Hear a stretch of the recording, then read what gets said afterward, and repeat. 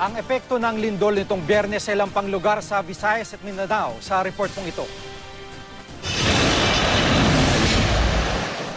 Humataw raw ang mga alon papasok sa dalampasigan ng Barangay Kasuguran, Giwan, Eastern Samar matapos ang lindol ng Biyernes. Bagamat maliit lang daw ang tsunami, nag-iwan naman ito ng mga kalat. Bago ito, mabilis daw nagsilika sa mga residente nang mapansing hindi normal ang pag-atras ng dagat matapos ang lindol. Nasunog naman ang isang bahay sa Bunawan, Agusan del Sur dahil sa isang gasera. Natumba raw ito habang lumilindol. Sa Butuan City naman, isang lumang gusali ang nasira ng lindol. Mabutit walang tao sa loob nito nang maganap ang trahedya. Minor damages daw ang naiulat sa Caraga Region.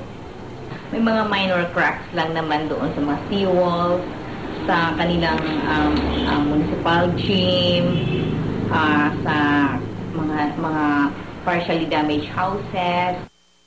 Sa Calbayog, Samar, bumagsak ang pader na ito sa isang parada ng mga truck. Ayon kay Scooper Clifford Conejos, wala namang nasaktang residente. Sa Tacloban, Leyte naman, nakuna ni Scooper Roel ang bubong ng waiting shed na bumagsak dahil sa lindol.